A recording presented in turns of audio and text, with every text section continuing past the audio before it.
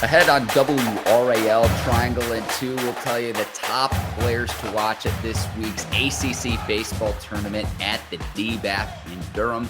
We'll also tell you about Panthers OTAs and the biggest storylines there as the offseason rolls around. But we will start today's episode, a must-win game tonight, Game 3, Carolina Hurricanes, Florida Panthers. Good afternoon, I'm Mark Bergin, joined as always by Luis Fernandez. Luis, first thoughts ahead of tonight's game down in Florida. It's a must win. Yeah, for sure.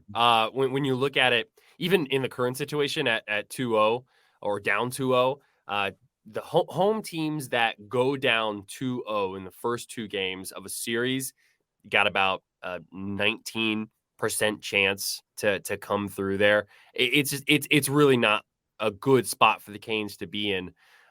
Teams that go down 3-0, only 4 teams have ever come back from that. Most recently, the Kings in 2014. So it's not a good position, but it's so frustrating for the Hurricanes because like you hear head coach Rod Brind'Amour, he's been saying a lot during the press conferences. You hear the players talk about it. They are like 2 plays away from being up 2-0. Like it's just the margins in the playoff are so small. But it is fallen on the exact wrong side for the Canes just about every opportunity so far in these first 2 games. Luis, I'm of the thought process tonight's game is the biggest of Brind'Amour's career, his coaching career.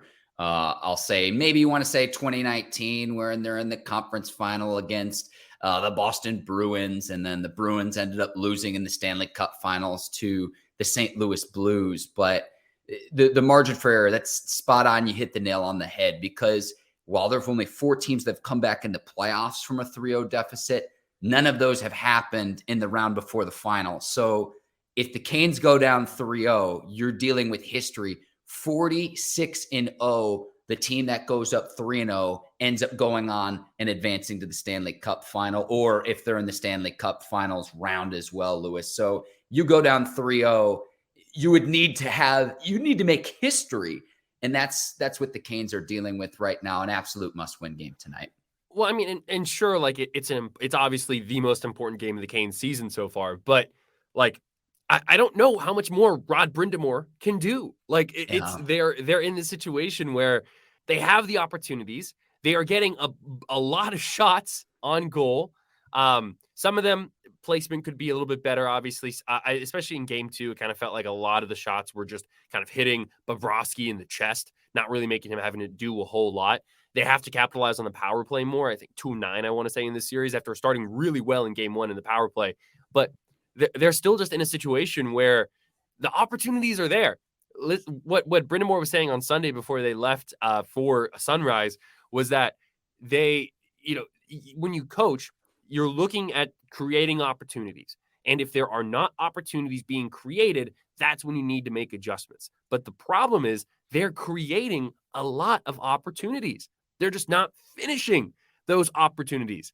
You can pinpoint specific ones throughout the course of the past 2 games, whether it's been a puck going off the crossbar, just on the inside. But a big part of it is Bobrovsky is just standing on his head. He has been so good. He's been a cheat code for the Panthers.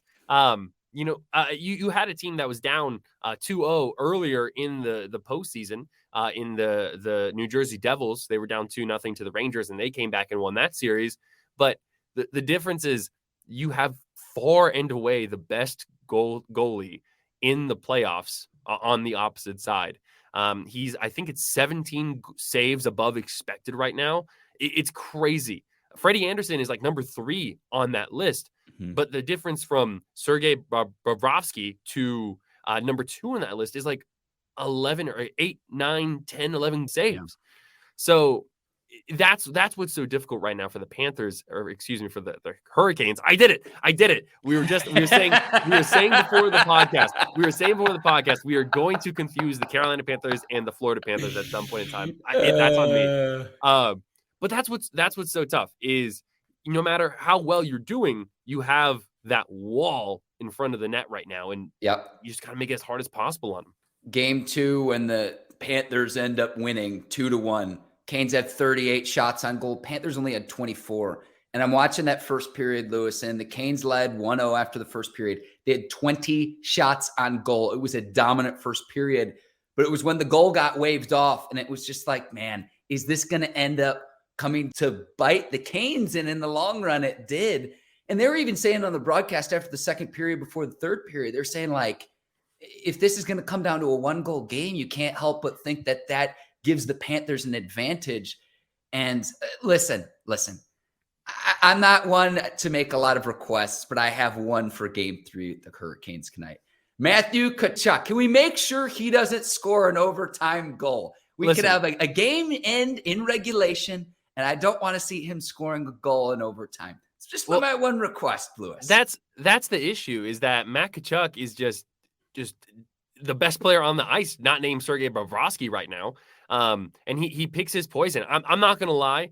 After that second game, that overtime goal, the send it off where he just kind of skates straight to the exit and just kind of like, waves everyone home. That was pretty nice. That was good celebration and all of that. But no, I mean, he is 6'2", 205 and 100 plus points in the regular season. Like he's just a dominant player. And he has obviously been a problem for the Canes, but it's been like the little things. In game 1, you had a bunch of, shots that just bounced off the crossbar for the Canes. It goes to 4 overtimes, obviously. You have the power play in the third overtime that you don't capitalize on. That would have been the opportunity for the Canes to finish things.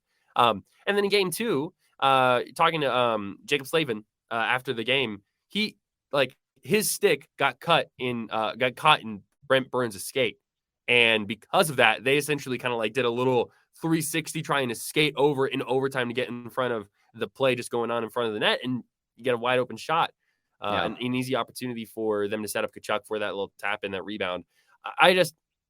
It's very tough because of the margins and how tight they've been. But what Brind'Amour was saying on Sunday was you can't change just for the sake of changing. You have to change for reasons, and they are doing what they want to do, but it's just the Panthers are doing it a little bit better, and the Panthers are just finding those opportunities. So, it's tough. It is a tough position the Canes are in. It is not impossible to overcome this, but it is a tough position to be in. Lewis, when you were in the building at PNC Arena heading into all the overtime period, so game 1, you had 4, game 2, there was only 1, but were there still a ton of fans there, even though it was like 2 a.m. in the morning? What was the atmosphere like there at the arena? The atmosphere was still great. I mean, I think it's in game 2, as they got into overtime, you could tell people were getting a little nervous, like, oh no, here we go again. But no, I mean, atmosphere was still great. Fans were awesome. It looked packed. It looked packed. It was. No, it was. Oh yeah, no, absolutely. Game 1, it was getting so late. I think the Tkachuk goal in game 1 happened right around 1:30 in the morning. And at that point, you could feel just the exhaustion watching the Canes and the Panthers on the ice. They were so out of juice. Everyone was exhausted. Everything was staying to the outside. It felt like people were just barely standing up. I can't even imagine. I was exhausted and I wasn't even on the ice or anything like that. The fans, I think, were in a similar situation. To me, that was the big thing coming out of game 1 going into game 2 was if the Panthers, stealing that game in 4 overtimes, is that going to be the kind of thing that is absolutely just wipes the Canes? And it didn't. They rebounded well. It was a tight game. They should have gotten that win in game 2, but they didn't capitalize on those opportunities like we've been saying. So now it's like, okay, what is the response from this? The Panthers are 2-3 at home in the postseason so far this year. They've picked up 3 road wins in each of their first 2 series. So they've got 2 already in this one now. So you can beat the Panthers at home. That is very, very possible. So if you're in a situation here where you're the Canes, easier said than done, obviously, but if you can get 2 wins in Sunrise, then all of us, and go back to PNC and it's 2-2, all of a sudden it's like, hey, we're starting over best of 3. But I think game 3 will be everything. You gotta get at Sergei Bobrovsky early and often. Make him work for it. Don't just make those saves nice and easy in the breadbasket. Yeah, or get a ricochet goal, Lewis. And for the Canes in goal, it's going to be Freddie Anderson tonight. So they had Ronta in goal for the second game, and it just goes on and on and on and on and on. And so they're going to go back to Anderson tonight. I cannot wait to see how all of this unfolds. But I think you're spot on there where it's like when it's the opportunities, if there were a lack thereof opportunities to be one thing, but you got to put the puck in the net at the end of the day at some point in time. Yeah, exactly. And Freddie's played really well. Like Freddie has been one of the top goalies in this postseason as well. Antti Ranta also phenomenal at home. Yeah. Like, I mean, I think it was this game was like just his second loss at home in the past like 7 or 8 games, I think. So I mean, he was dominant at PNC this season. So it's you've got 2 good goalkeepers, for the Canes, but Sergei Bobrovsky is a cheat code, truly. Well, check out our pregame coverage during the evening newscasts on WRAL. So newscasts starting, they go from 4 to 6:30 and then again at 7 o'clock. So if you need to get ready for tonight's game before flipping over to TNT, we're going to have you covered there. You can also listen on 99.9 The Fan, and Casey Hintz and Pat Welter will be there in Sunrise, Florida, for the whole shebang. Lewis, we're going to go from the ice to the gridiron. Panthers to Panthers. Hopefully, yes. Listen, you're not the only one who gets goofed up about that. Need different mascots' names. Wofford College, Lewis, biggest storylines is the Panthers start OTAs. And the obvious choice is the quarterback battle. When will Bryce Young become the starter, splitting wet reps with Andy Dalton? Let's get this out of the way right away. When Young becomes the starter, Andy Dalton's going to be one of the best backups in the NFL. Now, Dalton, who's 35 years old, signed a 2-year deal with the team in the offseason, started out as QB1, got the first reps overall, but then they got Bryce Young into the mix today, and I notice how he gets more of the reps than Dalton, even though Dalton was the starter. Quickly, Lewis, just what do you think about all this? I mean, we're going to talk about this between now and September. Go ahead. The floor is yours. This is where my pessimist, my cynical sports fan nature comes out. It's OTAs. Like what Frank Reich said, people were not getting on the ground, which is good. We want to keep people off the ground. That's everything you need to know. Like they don't want people to get hurt. More than anything, it's like the installing segments of these OTAs, right? Where you are teaching the offense, teaching the defense, the new people to those that might need it. And remember, this is a brand new staff coming in, so you have a lot of information that you have to bring to the equation. I mean, even Andy Dalton being 35, starting as the getting the first snaps in OTA at quarterback, he hasn't played under Frank Reich before. So, this is a new system that he's having to learn as well. I think it's interesting them getting the reps. Reich was very complimentary of Young, of all the quarterbacks really, but of Young, saying he had great command of the offense when he was in there.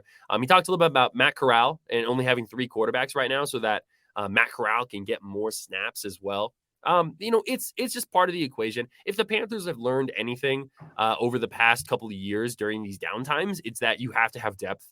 You have to be ready for injuries, especially when it comes to the quarterback position.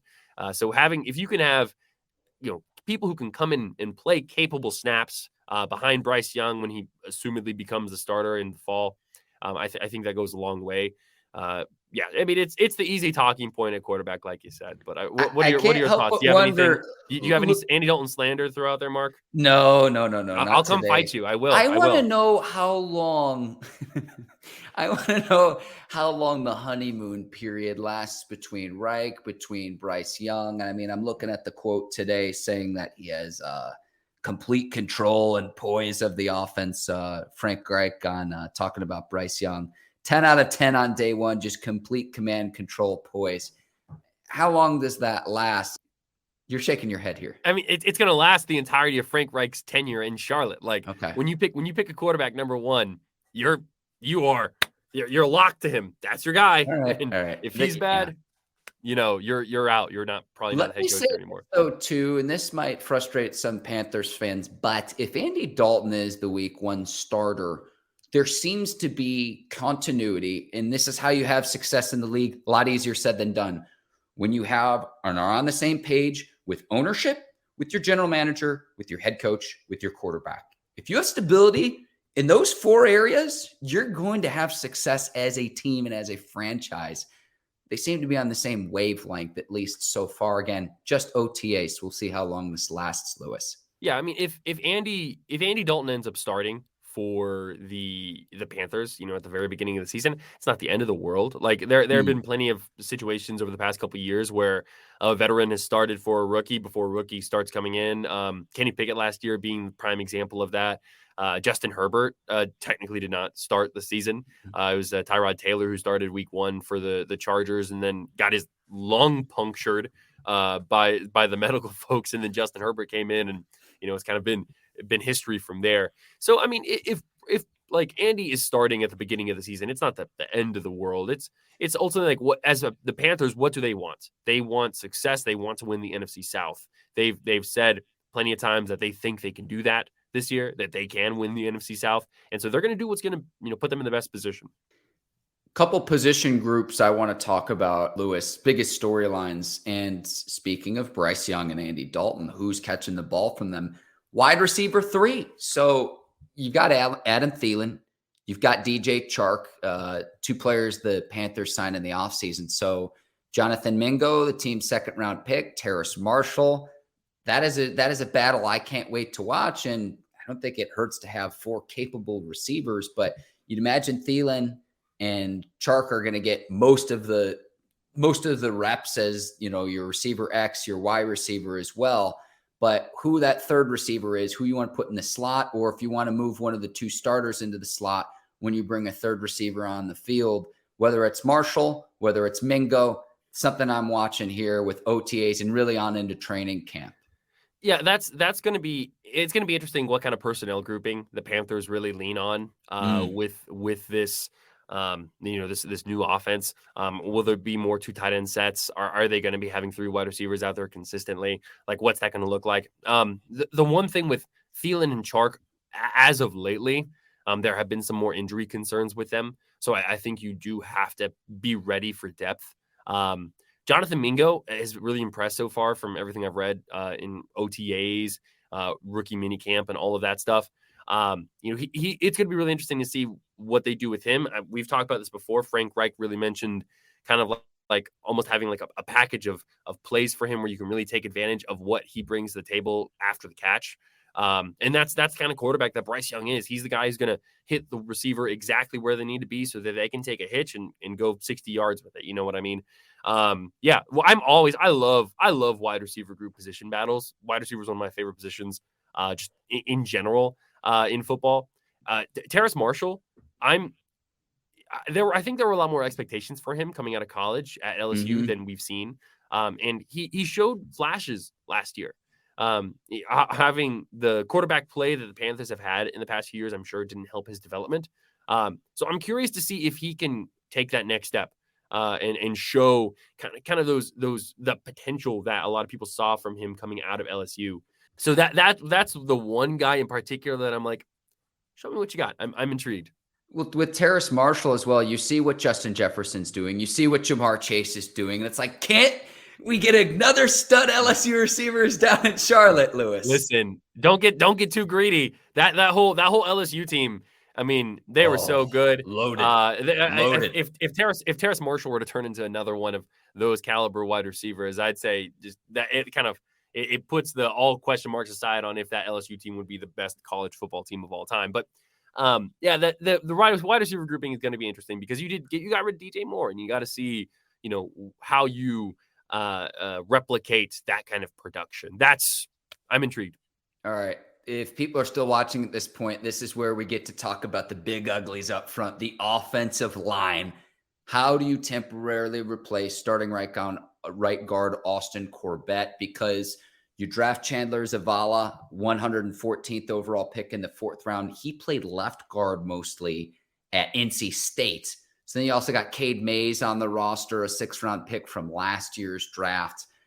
That's going to be a really important position because you got to keep, if it's Bryce Young, whether it's Andy Dalton, you got to keep them upright from the interior. So how the Panthers going to go about doing that, something else I've got my eye on in terms of the position battles. So it's interesting because following some of the kind of offensive line people, if you will, on Twitter and how they assess offensive line play and stuff like that. Offensive line is one of those groups that I feel like has suffered a bit from the lack of contact in camps and things like this leading up to the regular season. So yeah, that's definitely intriguing because the Panthers are going to need to have a good offensive line.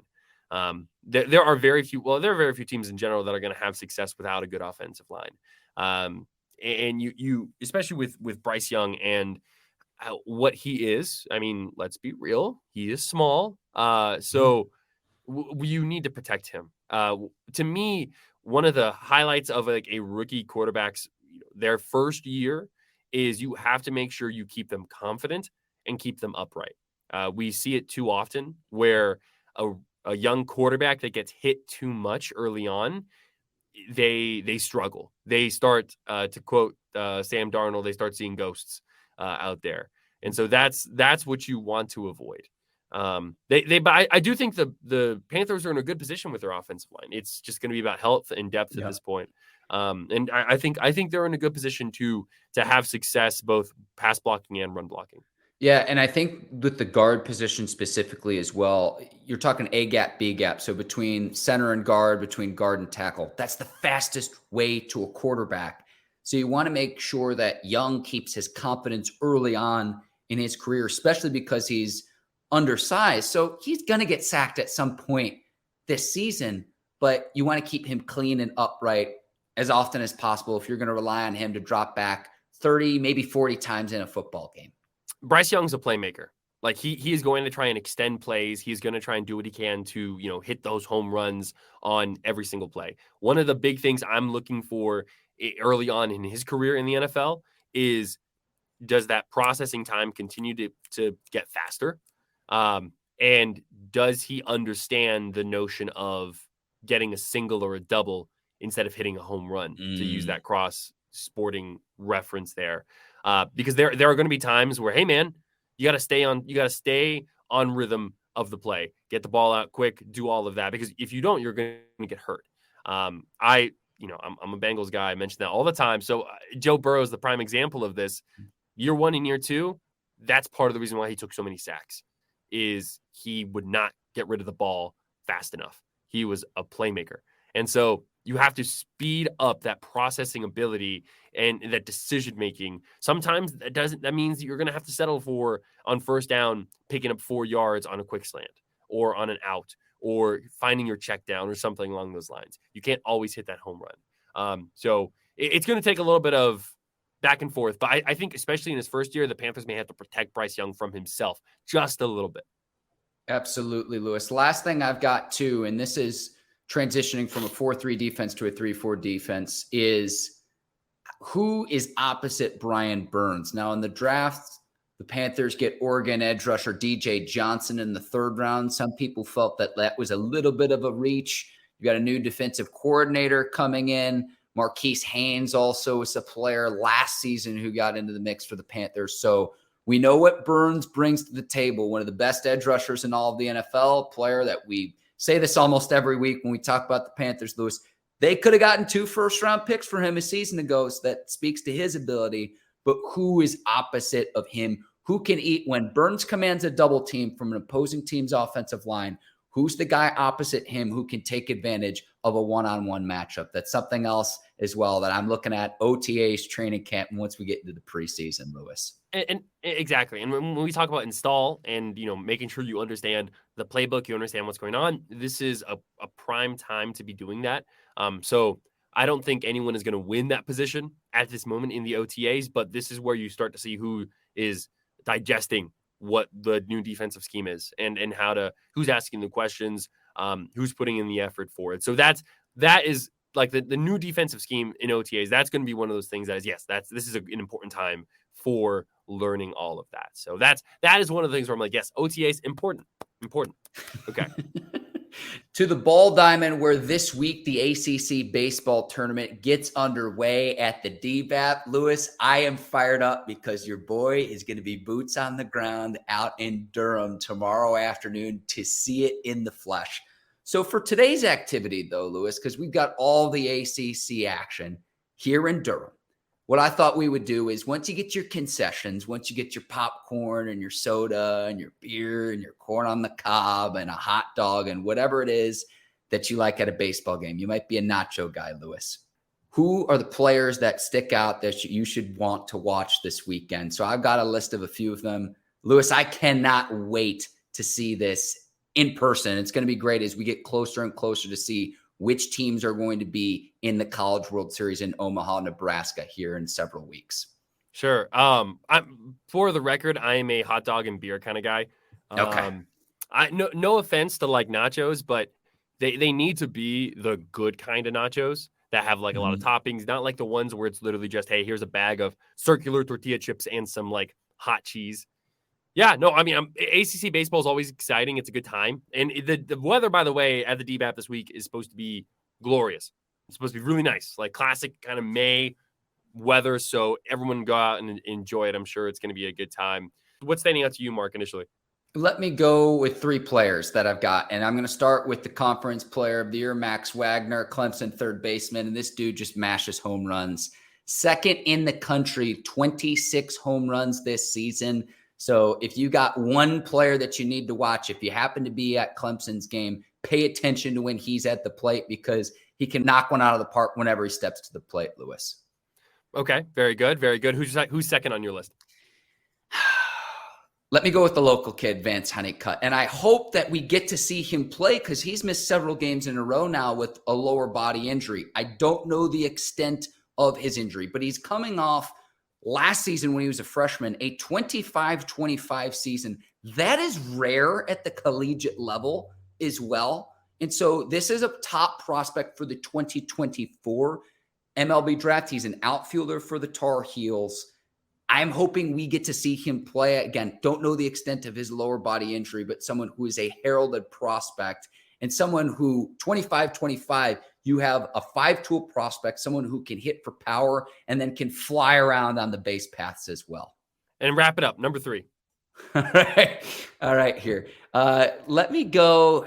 It's hard to choose just three, but Nick Kurtz out of Wake Forest plays first base and he plays outfield. He is also a top prospect for the 2024 draft. Some people think he might be the best hitter in that class and someone who also knows how to knock it out of the park. 21 home runs for the Wake Forest player as well. So Nick Kurtz, again, first base and outfield for Wake Forest, Lewis. Those are the three that I would watch. Wake Forest being the number one team in the country, their whole season has been really phenomenal to watch. So that's good. That's going to be exciting. I mean, and when you look at like projections, I think the most recent D1 projections I saw for just the ACC and regionals in general, I think essentially once you get to about the 8th seed at Notre Dame, those are about the teams that like I feel like those 1 through 8 are the teams that look like they're going to have a pretty solid chance of making it to the regionals, and then it gets a little bit tricky from there. So for those of you that don't know, the ACC baseball, it's baseball tournament championship. It's about pool play. All right. So you have the top 12 teams in regular season making the conference tournament. And then you have 4 pools with 3 teams in each pool. Throughout the course of the week, each pool will play every other team in the pool. So pool A, for example, Wake Forest will play Notre Dame and Pitt. Notre Dame will play Wake Forest and Pitt. Pitt will play Wake Forest and Notre Dame.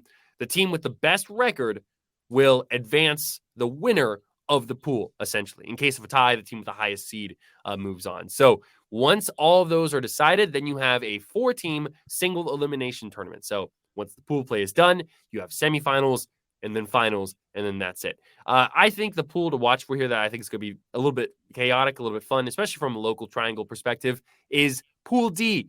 Miami, Duke, NC State. NC State has not had the season they have wanted from a baseball perspective. So if they want to make if they want to make a regional somewhere, they're going to need a deep run here in this play. Plus, only one team can advance from each pool. So that means that Duke or NC State probably going to eliminate each other in some way here. They play the very first day, Tuesday at 7:00.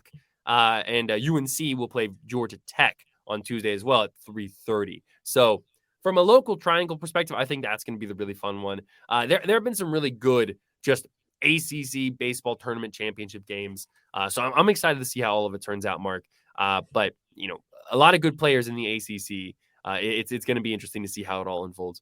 Yeah, the great Ernie Banks used to say, let's play two. We got a triple header on Tuesday, Lewis. So I can't wait. It's all going to get underway at the DBAT. And then all week long, if you want to watch on TV, we'll obviously be out there with 99.9 The Fan, Lewis, but then on TV as well. If you want to watch the games themselves, ACC Network, and then Sunday's championship game is going to be on ESPN2 as well. So I can't wait. And I can't believe we're already into the conference tournaments. The season is flying by.